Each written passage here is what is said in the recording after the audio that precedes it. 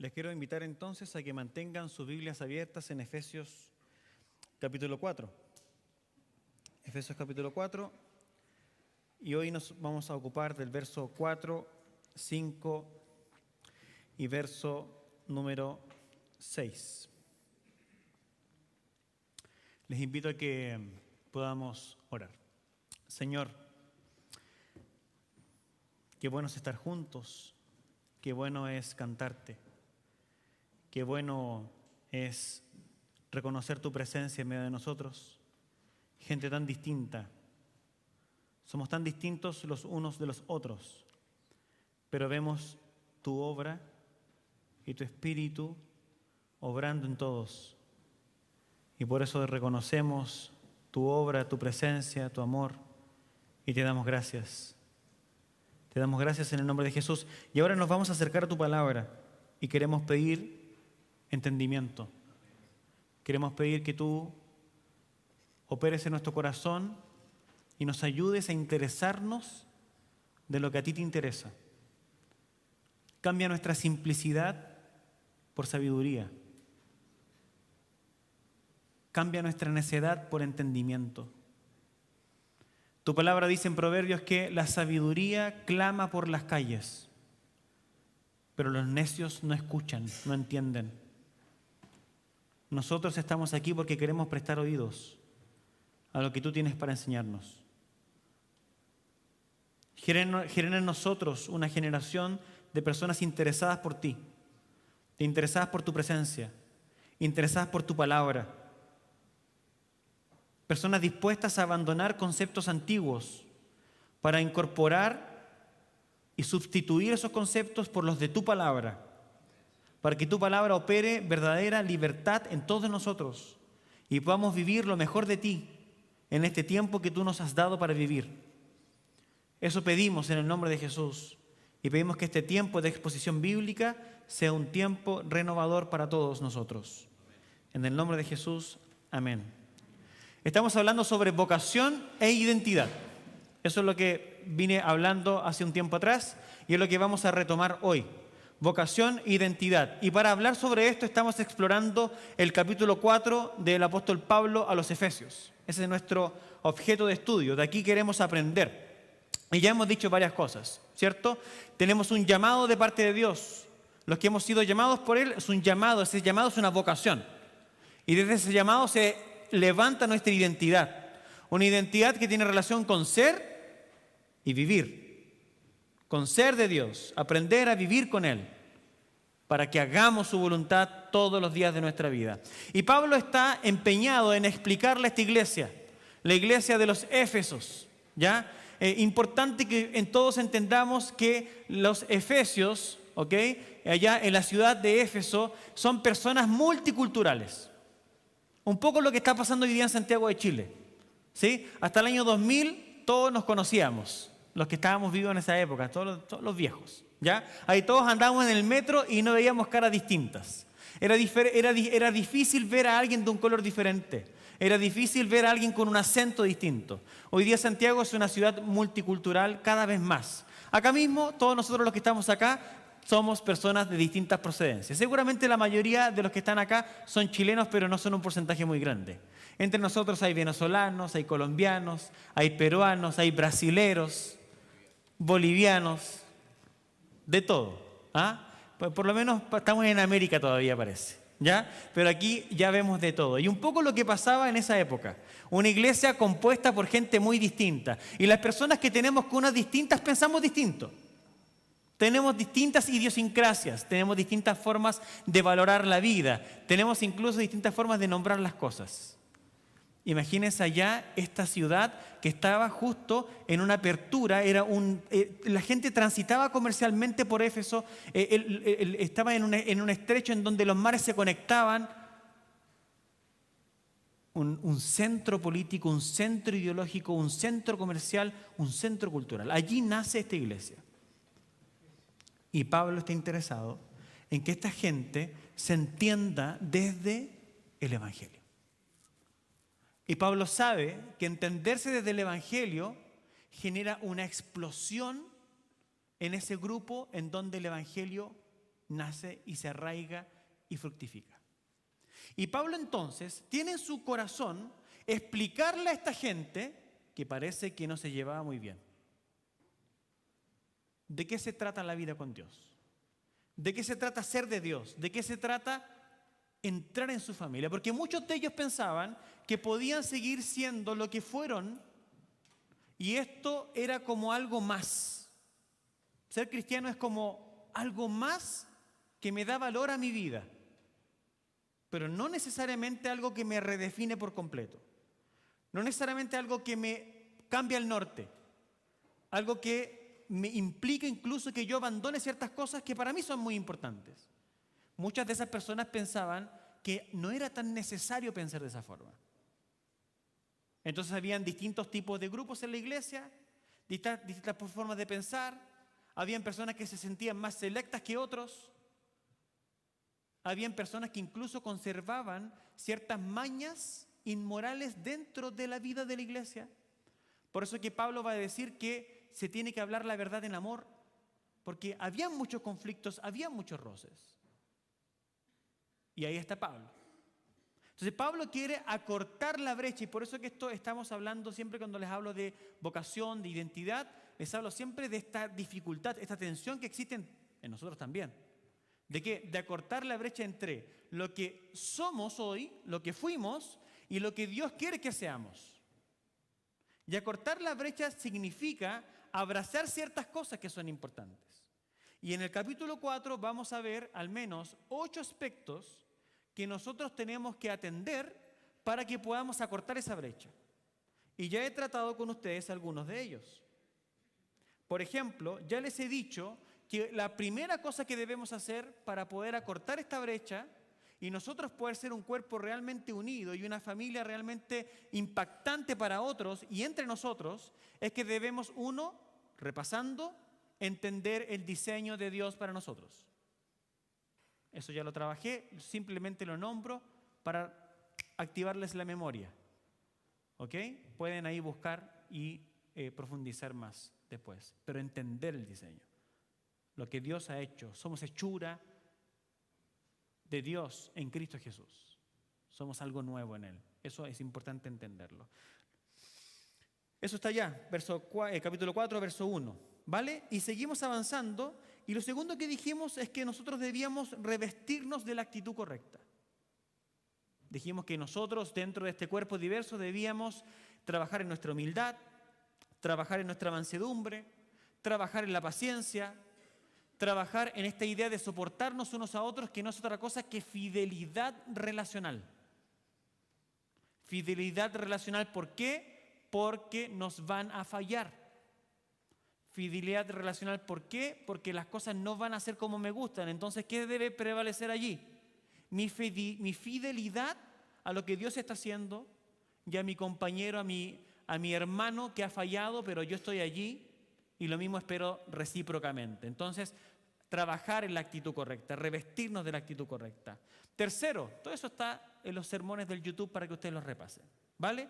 Tercero, esforzarnos por preservar la unidad del Espíritu. Dijimos que el Espíritu Santo es como el tendón que nos une, ¿sí? Y debemos esforzarnos por preservar esa unidad. ¿Y qué implicaba eso? Dos cosas principalmente. Uno, respeto por la presencia de Dios. Es decir, en la medida que vamos reconociendo que Dios está en medio nuestro, nosotros nos rendimos ante su presencia y cedemos ante nuestro carácter y nuestras prioridades y nuestras preferencias. ¿Por qué? Para que Dios haga su voluntad y no la mía. Nos revestimos entonces de este respeto por la presencia de Dios para que preservemos esa unidad que Él genera. Y al mismo tiempo hacernos cargo de nuestro mundo interior, que abordamos bastante también eso. ¿Por qué? Porque nosotros somos re buenos ¿para qué? Para traer todas nuestras frustraciones aquí, a nuestro entorno, a nuestras relaciones. Y con eso impedimos que la gracia avance y que la vida del Espíritu se forje en nosotros. Y hoy día nosotros vamos a la siguiente estación.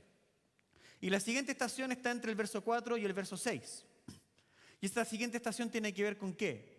Tiene que ver con que para que nosotros acortemos la brecha y podamos vivir la vida del Espíritu en nosotros, debemos reconocer el fundamento unificador que Dios nos ha dado por igual a todos nosotros. Eso es lo que vamos a hablar hoy. Reconocer el fundamento unificador. Unificador. Vamos a repasar. Avanza Pablo, verso 4, y dice así: hay un solo cuerpo, hay un solo espíritu, así como también ustedes fueron llamados en una misma vocación. Ya llevamos 3. En una esperanza de su vocación, esperanza de la vocación. Un solo Señor, una sola fe, un solo bautismo, un solo Dios y Padre de todos, que está sobre todos, por todos y en todos. Pablo tiene en su corazón de que nosotros debemos entender y abrazar esta unidad fundamental. Le habla a una iglesia diversa y les dice, para que seamos poderosos en las manos de Dios y vivamos su voluntad y la iglesia sea una bendición para todos, debemos abrazar, le he puesto estas 7 anclas de nuestro fundamento. Son 7. Un solo cuerpo, un solo espíritu, una sola esperanza de la vocación, un solo Señor, un solo bautismo, un solo Dios y Padre de todos. Hay un instituto llamado el Overseas Ministers Study, que está en el seminario de Princeton, allá en Estados Unidos, y ellos hicieron un estudio. Y en este estudio de este seminario teológico calculan que existen en el mundo, escuchen esto, entre 45.000 y 50.000 denominaciones distintas a nivel mundial. ¿Entre cuántas?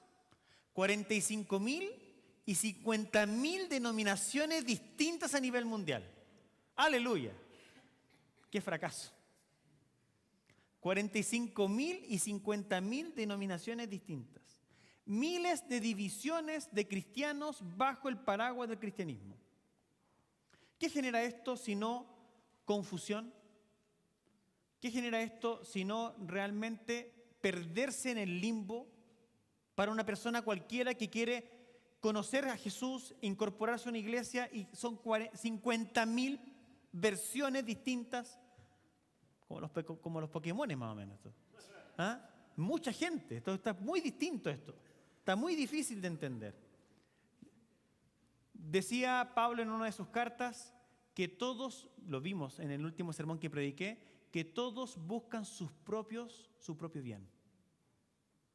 Cuando Pablo le está escribiendo, ¿cierto?, a los filipenses, diciéndoles que les va a enviar a Timoteo, ¿ok?, y a Epafrodito. Entonces dice que no todos son como ellos, que lo general es ver gente que busca su propio bien. Y cuando las personas empezamos a buscar nuestro propio bien, ¿qué generamos? Divisiones estúpidas, divisiones ridículas. Y empezamos a diferenciarnos. No, es que en mi iglesia se canta de esta forma. Es que en mi iglesia se viste de esta forma. Es que en mi iglesia se predica de esta forma. Es que en mi iglesia, si tú conocieras el ministerio infantil, o si tú conocieras, y los cristianos ridículos, entorpecidos y desligados del centro de lo que es ser un cristiano, hemos inventado un montón de parafernalias que desconcentran. Ahora, si tú tuvieras que colocar dentro de un círculo, hagamos un ejercicio mental, tienes que colocar dentro de un círculo todos aquellos aspectos que tú piensas que son el fundamento del cristianismo para todos los tiempos, para todos los lugares, para todas las culturas, como el fundamento de lo que sea ser un cristiano. ¿Qué pondrías adentro? ¿Pondrías la música?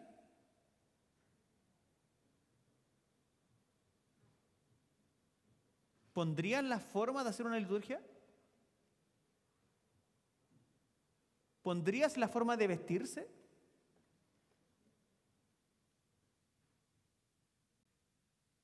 ¿Pondrías una serie de palabras que son correctas de hablar?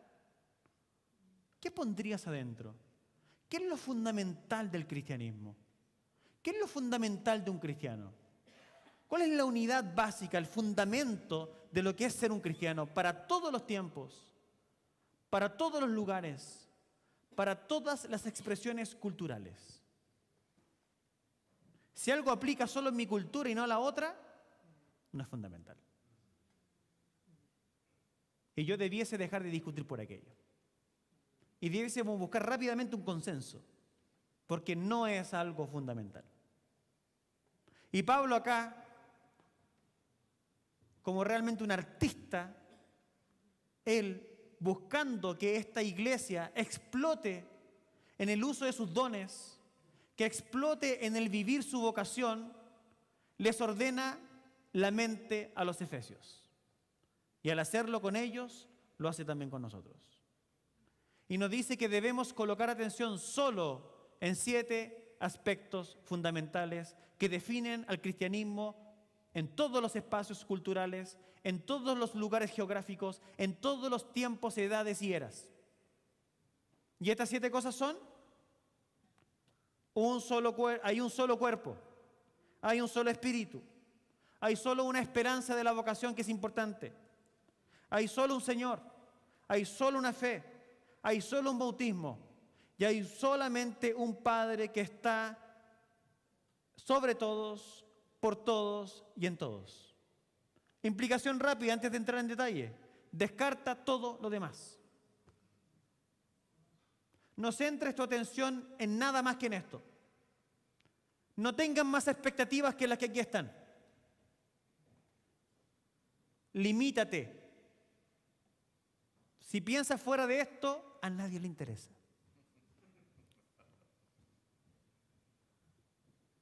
Esto es lo importante, esto es lo fundamental. Y antes de entrar en detalle, vean por favor el verso 7. Pero a cada uno de nosotros se nos ha concedido la gracia conforme a la medida del don de Cristo. Tema que me ocuparé el próximo domingo. Pablo quiere llegar a un punto, y para allá vamos, para que no tengan ansiedad, en donde va a trabajar la verdad de que todos somos distintos. Y donde va a trabajar la verdad de que Dios nos ha dado a todos su gracia de manera única. Y todos tenemos una labor única para poder desarrollar en el cuerpo. Efectivamente somos diferentes, hay diferencia dentro del cuerpo de Cristo. Pero para que esa diferenciación particular que toma el Evangelio en mi vida pueda explotar dentro de una comunidad local, el fundamento de la unidad debe ser potente, debe ser profundo. Debe estar arraigado a metros bajo tierra para que todos podamos vivir la vocación conforme nuestra forma individual que Dios nos dio en estas 7 cosas. Pues bien, ¿qué les parece que las analicemos? Me voy a demorar, ya les digo, más en algunas que en otras, ¿ok? Porque no todas requieren el mismo grado de profundización.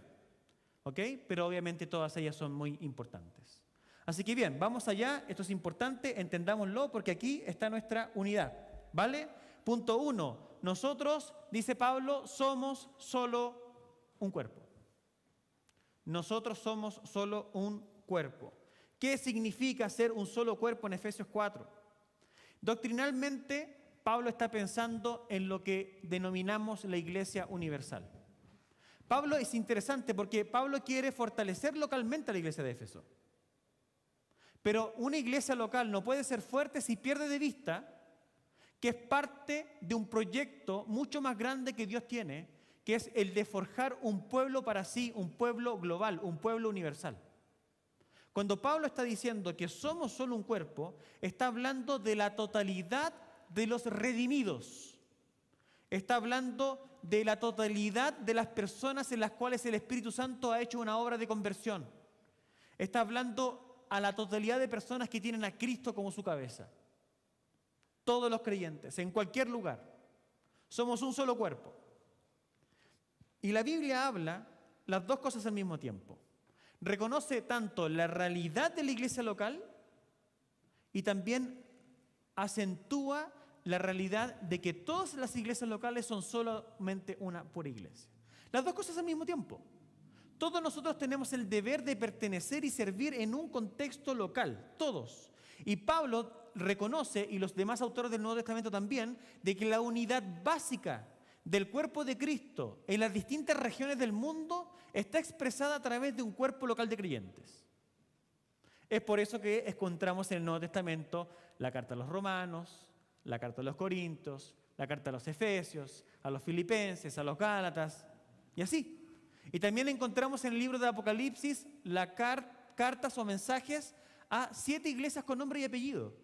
Porque no podemos desconocer la idea de que los creyentes tenemos un arraigo local.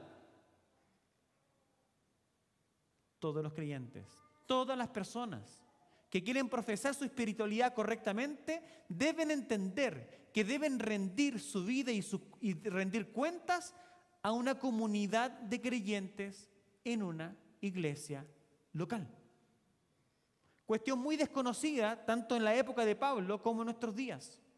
Esta idea de una espiritualidad libre, ¿cierto? Esta idea de que yo creo a Dios de mi forma y mi manera, que yo tengo mis conceptos. Es lo que comenzamos diciendo. El cristianismo, para que explote en tu corazón, requiere que tú abandones conceptos que tenías antes. Y algunos conceptos que muchos de nosotros traíamos desde antes es la idea de que yo creo a Dios en mi forma, en mis términos. Yo no necesito la iglesia. Yo no necesito una comunidad de creyentes. Yo no necesito prestarle cuentas a nadie. Yo no necesito que nadie me supervigile. Pablo está rompiendo con esta idea. Y está diciendo, ¿saben qué? Todos ustedes no son creyentes individuales dispersos que tuvieron la buena fortuna de juntarse un domingo por la mañana acá. No. Dios los ha conectado con su cuerpo, con el cuerpo universal de los redimidos, en la expresión de esta comunidad local. Por lo tanto, un creyente, un cristiano que quiere madurar en su fe y crecer en su vocación, debe reconocer el valor de la iglesia local. Si a alguno de ustedes por ABC motivo se le ocurre mañana que esto se tornó innecesario, debe revisarse. Es que el culto en YouTube está bueno, pastor. No, vamos a hacer que sature todos los domingos y que el audio se escuche mal, para que venga para acá. Y ya lo estamos haciendo, ¿cierto? Estamos súper empeñados en que así sea. A que si usted está en la casa escuchando mal, es para que venga para acá. ¿Ah? ¿Por qué? Porque necesitamos reconocer, ¿qué cosa? Que nos necesitamos. Necesitamos reconocer que estar al lado del otro, sentir su calor. Esto es importante. Dios está construyendo una familia. Una familia no solamente para ahora, está construyendo una familia para la nueva creación. Y si tú quieres gozarte de la nueva creación, empieza a gozarte ahora. Acá con tu iglesia local. Tú necesitas una iglesia local. Por eso que hacemos cartas de traslado cuando un creyente se transporta a otro lugar geográfico. ¿Por qué hacemos cartas de traslado? Porque reconocemos el valor de una iglesia local. Reconocemos que la vida con Dios es seria. Reconocemos que las comunidades locales son serias. Necesitamos reportarnos. Necesitamos someter nuestra vida. No somos llaneros solitarios. Dios está en contra de la espiritualidad personal desconectada del cuerpo. Está en contra de eso. Y tú debes rendirte ante esta idea que es de Dios para ti, para tu bien. Debes ser parte de una iglesia local. Vamos a hablar más de eso en algunos puntos más adelante porque Pablo también lo toca, cuando vuelve a la idea del bautismo. Entonces, un solo cuerpo es una realidad ontológica, es decir, es del propio ser de lo que Dios está haciendo. Lo que la iglesia es delante de Dios es su cuerpo. Toda la iglesia es la forma de iglesias locales. Ahora, pastoralmente, eso es doctrinalmente, pastoralmente Pablo está interpelando a esa iglesia local. Pablo escribe a los santos de Éfeso que formaban parte de una iglesia local concreta. Se cree que esta iglesia local concreta se reunía en casas. O sea, era una sola iglesia que se reunía en la casa de los creyentes. De repente quizás se juntaban todos un día. Pero así era más o menos lo que se presume que la iglesia de Éfeso era. Y esta iglesia, como les dije, estaba compuesta por gente multicultural. Por judíos, por gentiles de todas las partes que se puedan imaginar. Y eso generaba obviamente tensiones culturales, tensiones rituales, tensiones relacionales. ¿cierto? ¿Por qué? Porque los chilenos les gusta celebrar de otra forma, a los venezolanos de otra, a los colombianos de otra. Unos sacan la parrilla a la vereda, a los chilenos nos molesta, pero al otro le gusta. ¿Qué hacemos al final? ¿Ah? ¿Cómo lo hacemos? ¿Ok? Tensiones culturales. Y necesitaban, ¿qué cosa? Aprender a vivir juntos. Así que la parrilla entre medio, ni afuera ni adentro. ¿Ya? Necesitan aprender a vivir juntos como si fueran uno solo, aunque sus hábitos, aunque sus historias, aunque los sabores de su comida fueran distintos. Entonces, un solo cuerpo se convierte en una exhortación práctica para los efesios. Vivan localmente lo que ya son globalmente. Ustedes son parte de este cuerpo de Jesús por el cual Él mismo pagó con su sangre para que sean parte de esto y aprendan a sazonar la vida unos con otros a partir de las diferencias de origen. Las que no son fundamentales, déjenlas, consérvenlas. Las que están fuera de esto, deséchenlas rápidamente, porque la vida del cuerpo depende también de esto. Digamos solo eso hasta ahora. Un solo espíritu, dice Pablo. Hay un solo cuerpo, hay un solo espíritu. Y Pablo realiza un esfuerzo intencional para que estas personas que vienen de cosmovisiones distintas puedan dejar lo que hay en sus orígenes para pasar a entender esta idea de un solo espíritu. En las religiones del primer siglo, estamos hablando del 50, 60 después de Cristo, en esa ciudad convergían muchas formas de entender las cosas. Las personas más doctas, más filosóficas, entendían lo espiritual como ese conocimiento oculto al cual uno tenía que acercarse. Había algo de sabiduría en aquello. ¿Ok? Pero al mismo tiempo era impersonal. En la ciudad de Éfeso en particular había mucha magia. Vamos a ir a un texto más tarde en el sermón en donde vamos a ver un poco de eso. Pero en la ciudad de Éfeso había mucho ocultismo. Había muchas personas que tenían libros de magia. Para los más jóvenes que están viendo Merlina, ahí están los libros de magia. ¿Ya? Están todos ellos y compartían de eso. Entonces lo espiritual era algo muy disperso. ¿Ok? Habían ciertos conjuros que las personas hacían. Viví un tiempo en Brasil, aquí los brasileros. Era normal ir, ¿cierto?, allá a las playas del litoral de Santos. ¿Y qué es lo que uno encuentra normalmente entre las rocas? Las gallinas muertas.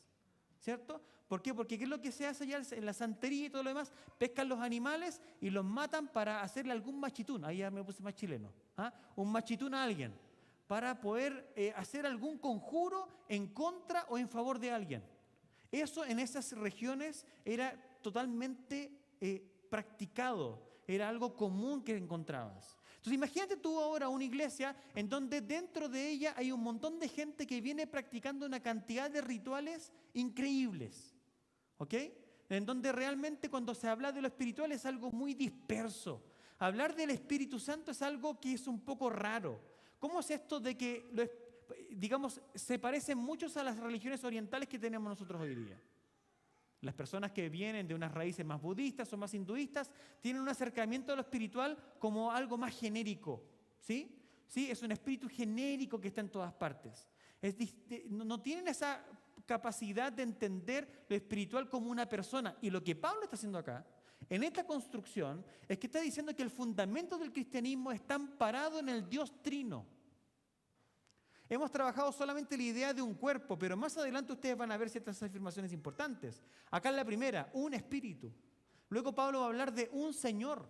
¿Quién es ese Señor si no es Jesucristo? Vamos a verlo. Y después Pablo termina cuando arma estas siete anclas, hablando de un Padre de todos nosotros. Entonces, la Trinidad, este Dios trino que se revela en estas tres personas, ¿ok?, es el fundamento del cristianismo. Y Pablo está ayudando a que la percepción de esta gente en relación al Espíritu Santo crezca y madure. Por eso que Pablo va a hacer ciertos énfasis, y necesito repasarlos con ustedes, porque es lo que Pablo tiene en su intención, y por eso presumo que también es lo que el Espíritu Santo quiere que todos entendamos.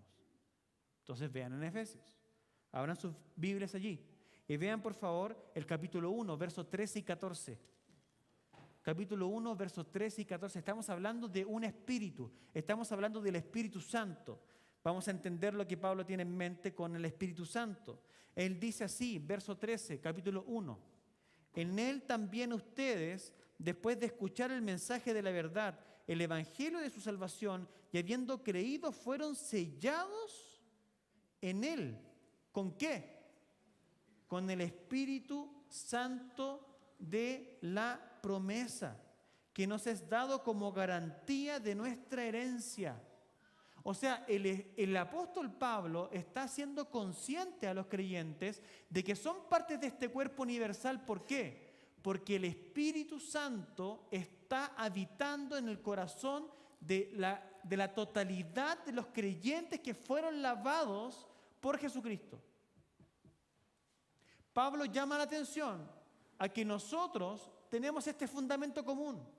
Todos los creyentes de todas las culturas, de todas las edades, todos los que han confesado a Jesús tienen el Espíritu Santo en sus vidas y han sido sellados por Él.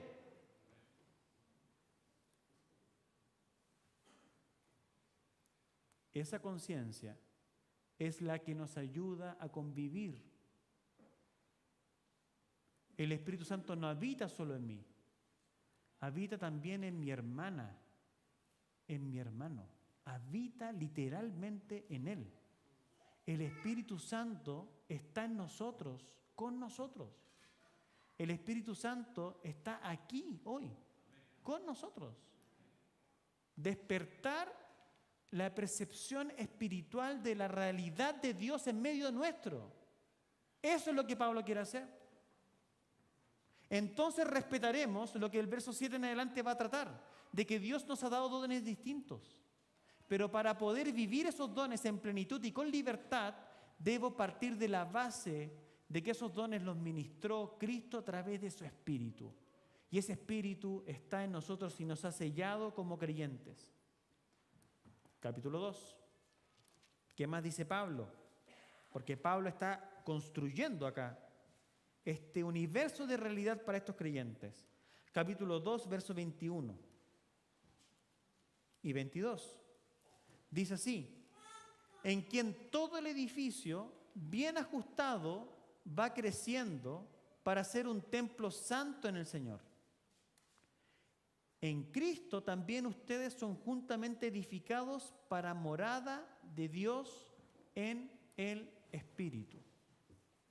Entonces, esta visión griega de un espíritu como algo superfluo, como algo genérico, como algo que también hoy día está en nuestra cultura, las personas que leen el tarot, las personas que tienen, ¿cierto?, este vínculo con las religiones más orientales, tienen un riesgo tremendo de desvirtuar todo lo que Dios tiene para nosotros a través del Espíritu Santo. ¿Por qué? Porque el Espíritu Santo es Dios mismo, es una persona. Y el Espíritu Santo está haciendo una obra en nosotros para edificarnos como familia espiritual. Aquí la palabra es un edificio. Y dice que somos nosotros en Él edificados para morada de Dios. Una iglesia que tiende a la madurez es una iglesia que abre su percepción espiritual a la presencia de Dios en medio de ella.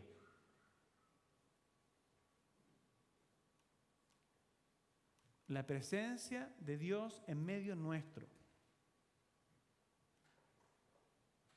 Por eso que para Pablo, una persona que peca deliberadamente, seguramente nunca se ha convertido. ¿Por qué? Porque una persona que percibe el Espíritu Santo se detiene, lo quiere honrar. Percibir el Espíritu Santo.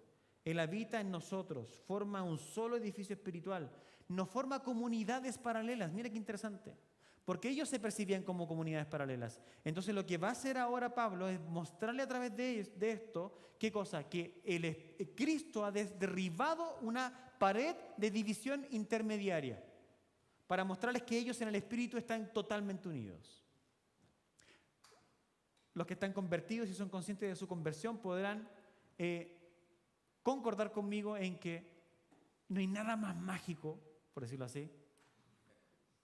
Estoy mágico, ¿ya? No hay nada más, digamos, es que esto es muy loco de tú estar en la micro o en el metro o donde quiera que estés y conoces otro cristiano y de alguna manera se genera una conexión con esa persona. Porque se reconoce la obra y la presencia del Espíritu Santo en tu corazón y en el de él. Tal vez el otro es bautista. Bendice los bautistas, Señor. ¿Ah? Tal vez el otro es de otra denominación, tiene otra forma de pensar en otras cosas, pero cuando tú percibes la obra del Espíritu Santo en la vida de otro creyente, generando en su corazón alabanza, generando en él un reconocimiento de haber sido lavado de sus pecados, eso, ¡pum!, una evidencia tremenda en nuestro corazón de que Dios tiene una sola familia. Nosotros le pusimos nombres. Debiésemos arrepentirnos de esa cuestión. Ya, eso no está en el sermón. Bueno, así sigue Pablo. No voy a ir por todos los textos porque esto es largo. Pero quiere que seamos conscientes del Espíritu Santo. ¿Y qué es lo que está atacando Pablo con estas afirmaciones? Y cómo estar unidos en esta comprensión acorta la brecha espiritual de lo que fuimos y de lo que hoy somos. Y aquí lo que Pablo está haciendo está atacando la raíz de cualquier o todo tipo de fragmentación eclesial en una iglesia. Y está lanzando a la basura toda raíz de separación espiritual. La tendencia humana a formar su identidad desde el orgullo, desde la competencia, desde el pasado, desde la cultura o desde la experiencia personal. Porque eso es lo que hacemos los seres humanos. Forjamos diferencias. Y el Espíritu Santo lo que quiere hacer es humillarnos y hacernos atender a su obra perfecta en nosotros, a su habitación en nosotros. Y a través de eso unirnos en Dios que es trino. Entonces reconocer su obra en nosotros, que Él nos ha sellado, que somos parte de Él, que Él nos está edificando como una morada espiritual, debe hacernos abandonar la trinchera y abrazarnos y conectarnos unos a otros. Entonces acá Pablo está al menos atacando el elitismo espiritual. Elitismo espiritual. Los judíos se sentían superiores por su herencia religiosa en esta iglesia. Los gentiles que podían sentirse más libres o espirituales por venir de experiencias místicas. Pablo está destruyendo el elitismo espiritual. Pablo está destruyendo con esto de un espíritu, está destruyendo la fragmentación cultural. Las costumbres, las tradiciones, las clases, las etnias que dividían horizontalmente este cuerpo, Pablo quiere desecharlas de una vez por todas. Pablo quiere que se unan en su realidad espiritual, se definan desde allí.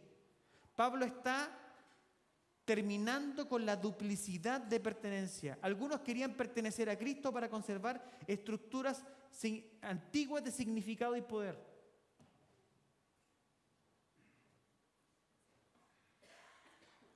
¿Por qué? Porque en el mismo grupo habían otros que estaban arraigados a rituales de magia. Entonces se generaba una competencia, no en amor, sino un roce despiadado. Y también Pablo quiere terminar con esto, con la falsedad o con la falsa espiritualidad sin cuerpo.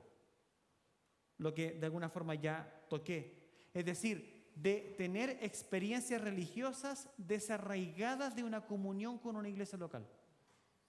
No sé si ustedes han visto eso ya funcionando en algún conocido de ustedes, pero la idea es de que yo ya tengo mi experiencia espiritual, no necesito una comunidad local. Pablo está terminando con eso. Pablo está terminando con eso, ¿por qué? Porque está afirmando de que el Espíritu Santo, la verdadera obra del Espíritu, es forjar en nosotros un edificio para morada de Dios en nosotros. Y cuando Pablo hace esa afirmación, está terminando con cualquier idea que permita a cualquier persona edificar su propio culto en su hogar independientemente de una iglesia local. Está terminando con aquello. Entonces Pablo está olvidándose de eso. Tercero, una misma esperanza de la vocación. Una misma esperanza de la vocación. Observemos que el foco común que tenemos todos los creyentes, sin importar nuestro origen, es la esperanza a la cual nosotros hemos sido llamados cuando fuimos vocacionados a ser hijos e hijas de Dios. Vamos un poco atrás. Vamos a Efesios 1, verso 18. Hasta ahora pura doctrina. Es lo que Pablo quiere que aprendamos. Pablo dice en el verso 18 así, 1:18. Mi oración es que los ojos de su corazón les sean iluminados para que sepan cuál es la esperanza de su llamamiento, cuáles son las riquezas de la gloria de su herencia en los santos. Eso es lo que Pablo está orando. Pablo quiere que los creyentes se den cuenta de que tienen un objetivo, un norte, un foco común. Que sin importar de que venimos de orígenes distintos, y más tarde va a implicar lo siguiente, de que tenemos dones distintos, todos nos estamos extendiendo hacia lo mismo. No existen distintas expectativas para cada creyente. No existen distintos objetivos para cada creyente. Existen diferentes formas de llegar a ese objetivo, pero el objetivo es uno solo. Y el objetivo es que hemos sido colocados en este sendero en donde tenemos una esperanza de gloria, y esa esperanza de gloria tiene en el centro que nos vamos a encontrar con Jesús otra vez y vamos a estar con Él para siempre. Por eso que Esther, muy bien en medio de la alabanza, nos lee Colosenses y nos dice lo siguiente, que la riqueza de esta gloria revelada tiene que ver con ¿qué? Con que nos demos cuenta de que Cristo está en nosotros, la esperanza de gloria. Y Pablo quiere, en todas sus cartas, acentuarnos que nosotros debemos orar para que nuestra comprensión espiritual sea abierta, para que nos demos cuenta de lo valioso que es Cristo en nosotros y de lo valioso que es la esperanza de que Cristo volverá por segunda vez. Es el centro de lo que Pablo está trabajando acá. Miren lo que Pablo le dice a los tesalonicenses. Y fue para esto que Él los llamó mediante nuestro evangelio, para que alcancen la gloria de nuestro Señor Jesucristo. Y tengo hartos versículos acá, pero no los voy a leer todos porque quiero que no se me duerman. Quiero que se enfoquen en esto que les estoy diciendo acá. Y quiero que contrastemos las expectativas de Dios con las expectativas que nosotros también tenemos. Todos tenemos expectativas para nuestra vida. Todos tenemos expectativas para nuestros hijos, los que somos padres. Los jóvenes tienen expectativas de lo que serán un día. Todos tenemos expectativas. Los que están llegando a la edad de jubilación tienen expectativas de lo que serán sus años de descanso, tal vez, no lo sé. Todos tenemos expectativas. Pero Pablo está diciéndonos que la iglesia necesita tener solo una gran expectativa. Y esa única gran expectativa es anhelar ver a Jesús nuevamente y valorar su presencia en nuestro corazón hoy. Hermanos, esto es tremendamente significativo, porque significa que todas nuestras expectativas menores deben ser puestas a los pies de la cruz. Y una de las razones por las cuales las iglesias se dividen tanto es porque tienen expectativas distintas. Es porque esperan cosas distintas de las personas. Es porque esperan cosas distintas de la iglesia, de sus proyectos, de las cosas que tienen que hacer. Pero si nosotros somos capaces de fundamentar nuestra identidad en esta expectativa común, que es que todos nosotros tenemos la misma esperanza de gloria en nuestro corazón, todas nuestras posesiones, todos nuestros sueños podrán esperar. Todo podrá esperar. Y un mismo corazón latirá dentro nuestro. Una misma esperanza de gloria. Voy a avanzar. Un solo Señor, un solo cuerpo, un solo espíritu, una misma esperanza de nuestra vocación. Cuarto, un solo Señor. Y ese Señor claramente está de capa a capa, de tapa a tapa en la Escritura. De tapa a tapa en la epístola a los Efesios. ¿Quién es? Veamos Efesios 1:20, por favor. Ese poder obró en Cristo cuando lo resucitó entre los muertos y le sentó a su diestra en los lugares celestiales, muy por encima de todo principado, autoridad, poder, dominio y de todo nombre que se nombra, no solo en este siglo, sino también en el venidero. Y todo lo sometió bajo sus pies, y él lo dio por cabeza sobre todas las cosas a la iglesia, la cual es su cuerpo, la plenitud de aquel que lo llena todo en todo. Esta expresión, Pablo la repite a los colosenses, Pablo la repite en otras cartas también, porque Cristo es el único mediador entre Dios y los hombres. Y los efesios necesitaban reconocer esto. En un mundo tan politeísta, en un mundo tan lleno de ídolos, en una ciudad tan llena de información, tan llena de mensajes, ellos necesitaban enfocar su corazón en una sola persona. Y esa persona es Jesucristo. Cuando un cuerpo local no honra a Jesucristo como el Señor de sus vidas, cuando pierde de vista la belleza de Jesús, todo lo demás se cae.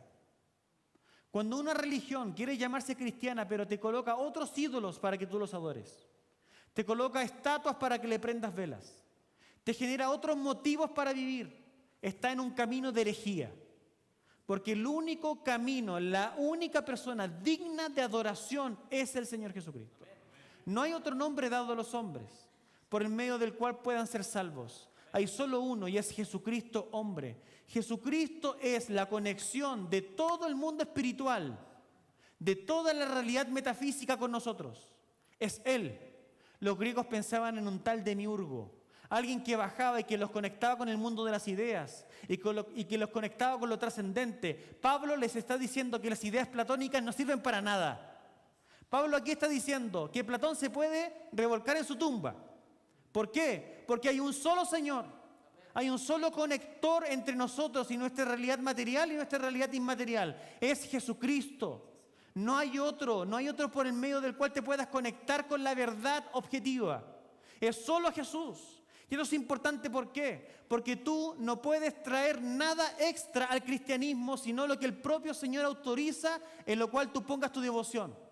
Y todos nosotros tenemos otros afanes, todos nosotros luchamos, y la cultura nos quiere explicar de que podemos abrazar a Jesús y al mismo tiempo abrazar muchas cosas. No se puede hacer eso. Jesucristo es el único foco de la iglesia.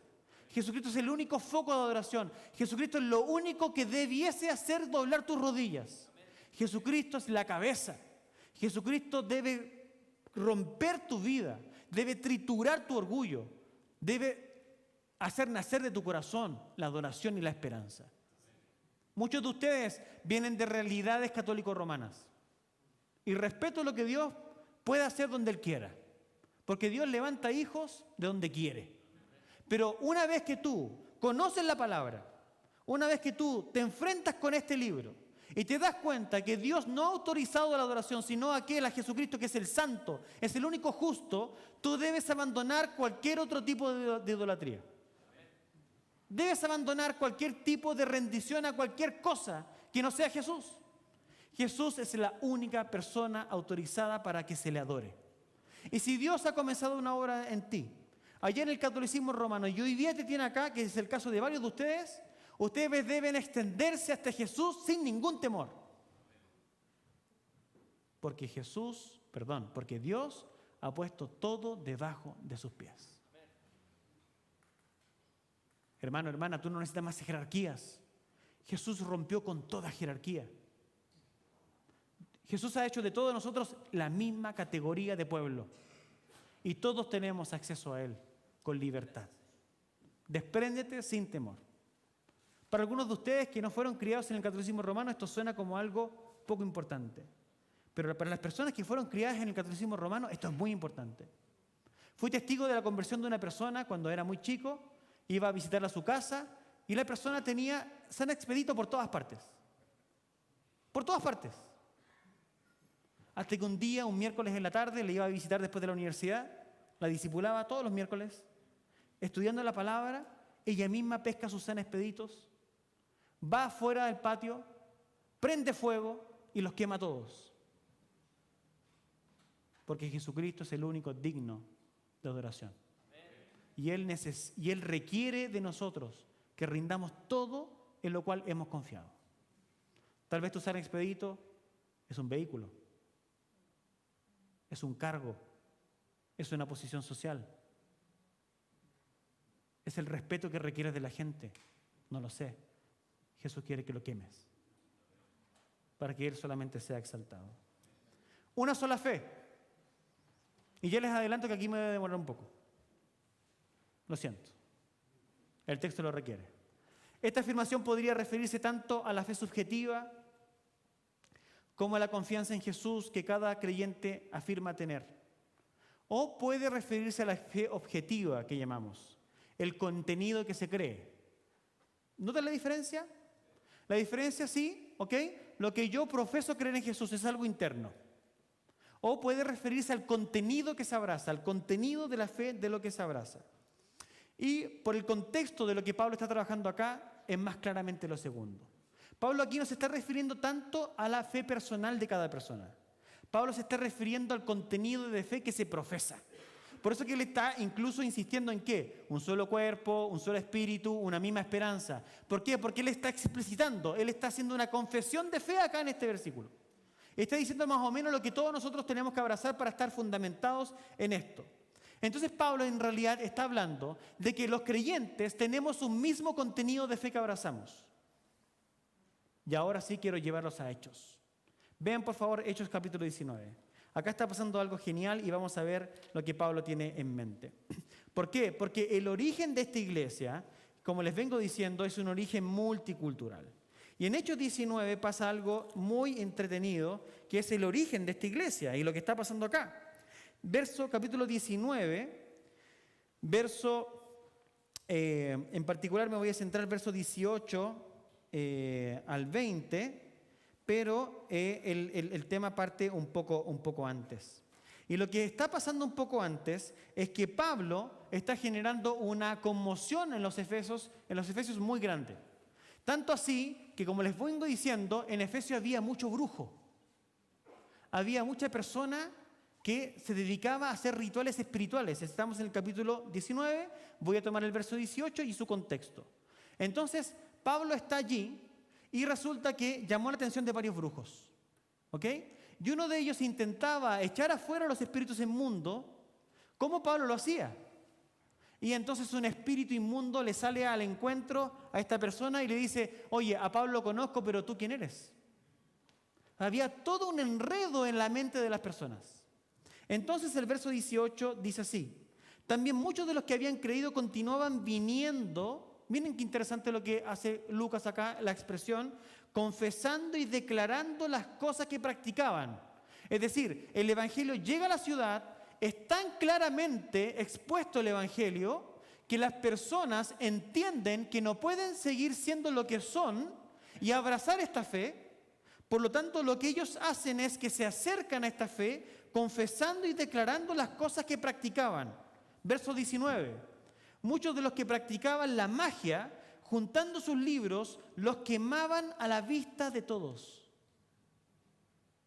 Así de potente. Muchos de los que practicaban la magia, juntando sus libros, los quemaban a la vista de todos. Calcularon su precio y hallaron que llegaba a 50.000 monedas de plata, 180 kilos. El evangelio llega con poder a la ciudad de Éfeso. Y las personas, en esta primera llegada del evangelio, queman sus ídolos.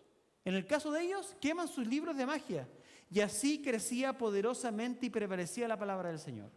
¿Por qué hacemos este énfasis? Porque la fe cristiana es un cuerpo doctrinal diferenciado que se abraza e implica dejar atrás lo que se pensaba. Eso ocurre en las personas. Un escritor del Nuevo Testamento, Judas, no Judas, el que se mató, obviamente, Judas, hermano de Jesús seguramente, amados, dice: por el gran empeño que tenía en escribirles acerca de nuestra común salvación, he sentido la necesidad de escribirles exhortándolos a luchar ardientemente por la fe que de una vez para siempre fue entregada a los santos. Una fe que fue entregada de una vez y para siempre. Pues algunos hombres se han infiltrado encubiertamente, los cuales desde mucho antes estaban marcados para esta condenación. Impíos que convierten la gracia de nuestro Señor, nuestro Dios, en libertinaje y niegan a nuestro único soberano y Señor Jesucristo. Es decir, lo que Pablo está acá hablando, no está hablando de nuestra fe subjetiva que todos hemos abrazado, es decir, nuestra experiencia. Pablo está hablando de que los creyentes, los cristianos, hemos abrazado el mismo fundamento, el mismo cuerpo doctrinal. Y ese cuerpo doctrinal es el Evangelio.